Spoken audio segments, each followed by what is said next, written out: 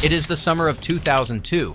Brazil is dreaming about the World Cup, and Djalminha, La Liga champion, Brazilian Golden Ball winner, the most gifted player at one of Spain's greatest clubs, is not on the plane. One moment, one decision, gone. Djalma Feitosa Dias Jr. was born in 1968 in Santos, the port city on the coast of São Paulo that had already given football one impossible name: Pelé. The pressure to produce greatness here was not just cultural, it was written into the streets. His father, Djalma Dias, a professional footballer. This was not a family that needed to explain the game to him. He moved through Brazilian football with flashes of brilliance. Flamengo, Grêmio, a detour to Japan that raised eyebrows but sharpened him, and then Palmeiras. It was there in 1996 that Brazil looked at him and said, yes, this one.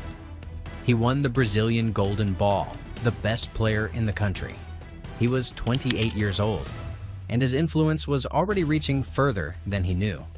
Years later, a young boy from Recife who would go on to become one of the greatest players the world had ever seen, Ronaldinho, would say that he imitated Djalminha for a long time, that he looked up to him as a technical role model, that Djalminha's creativity and skill with the ball shaped the way he thought about the game. When Ronaldinho says he copied you, you were doing something right, and Europe was about to discover him. Deportivo La Coruña, a city of 250,000 people on the northwest tip of Spain, facing the Atlantic, not Madrid, not Barcelona. What it had was a fierce, almost obsessive love for its football club. And in 1997, when Djalminha arrived from Palmeiras, that love found a new object. He was unlike anything Spanish football had seen in that position. The Rabonas were not tricks, they were solutions. Defenders didn't know which way the ball was going because, frankly, neither option made physical sense. But the ball always arrived, perfectly weighted, perfectly timed, and the free kicks. Every time he stepped up, the stadium held its breath. He didn't strike the ball, he curved it. Like he was having a private conversation with physics that the rest of us weren't invited to. But the moment that made even opposition fans stop and stare, the moment that became a symbol of who Djalminha was, came against Real Madrid. Surrounded by defenders, he suddenly flicked the ball up and over them with a lambretta, lifting it effortlessly above their heads. In a split second, he was gone, leaving them frozen as he moved through. The stadium didn't react at first, it just paused, wondering if what they'd just seen was real. That was the thing about Real Madrid games. They brought something out of him. The Bernabeu, the white shirts, the Galacticos, none of it intimidated him. If anything, it focused him. When Depor traveled to Madrid, or when Madrid came to the Riazor, Djalminha treated those matches like personal invitations. Come and try to stop me. Most of the time, they couldn't. He dribbled through their midfield with that slight, almost lazy-looking body sway that made him impossible to read. He pulled passes out of situations that had no right to have solutions. And he scored. Goals that the Spanish press replayed for days. Against Barcelona, it was different. More chess, less street fight. Barcelona in that era, Rivaldo, Luis Figo before he left, Patrick Kluivert, played with a kind of elegant authority. Djalminha responded in kind. He understood the game at a level where the opponent almost didn't matter. What mattered was the space, the moment, the angle. At the Camp Nou, he was never diminished by the occasion. He walked into that cathedral of football and played as if he had always belonged there. And then there was Celta de Vigo, the Galician derby. For a player who had adopted this corner of Spain as his home, there was an extra edge to those matches. A local rivalry that went beyond football into something almost tribal.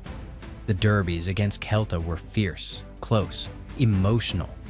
The stands at the Riazor would shake, and Djalminha would rise. He seemed to understand that these games mattered to the people who loved him in a way that no Champions League night ever quite could. He delivered. Time and again, he delivered.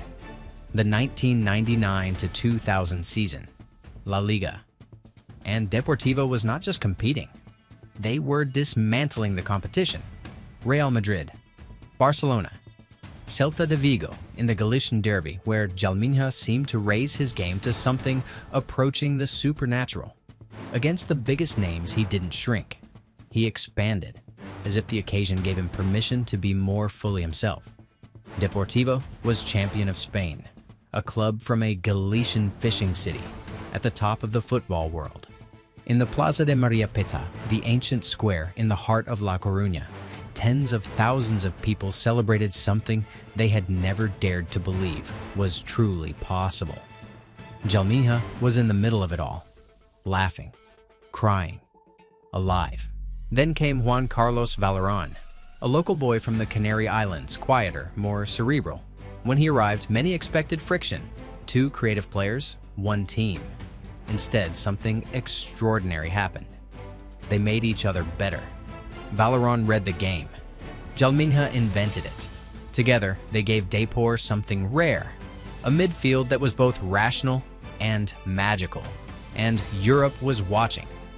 Deportivo reached the Champions League, not as underdogs making up the numbers, but as a team that genuinely frightened the continent's elite. They faced Milan.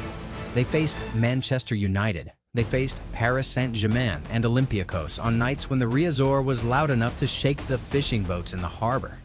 Djalminha, on a European stage, under the floodlights, against players who had won everything. He was exactly where he was supposed to be. Those Champions League evenings carried a particular electricity. The UEFA anthem, the floodlights cutting through the Atlantic mist, and Djalminha in the middle of it all, reminding everyone watching across the continent that world-class football did not exclusively belong to the grand old cities. He would later say, "The best years of my life were at Deportivo." Not in Brazil, where he was born, not with the national team, where he dreamed of going. In a small, rainy, extraordinary city on the edge of Spain. But football is not a fairy tale, and Djalminha carried inside him a fire that warmed everyone around him, until it didn't. As the seasons passed, Valerón grew into the undisputed creative heart of the team. Djalminha found himself playing fewer minutes. For a man of his ego, and every great player has one, this was not something he could absorb quietly.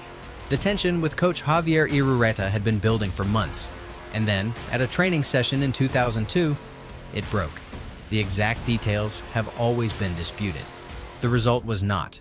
Djalminha headbutted his own manager in training. Weeks before the World Cup squad announcement, Brazil's coach Scolari was building his squad for Japan and South Korea.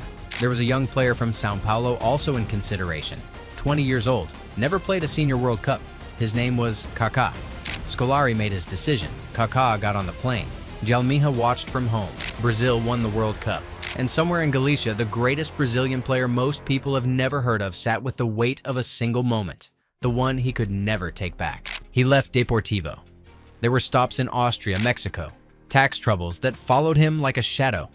He retired at 34, quietly. No testimonial at the Riazor. No farewell from the city that had loved him. Just done. 2017, London. The O2 Arena, a small-sided tournament for retired legends. A portly man in his late 40s receives the ball.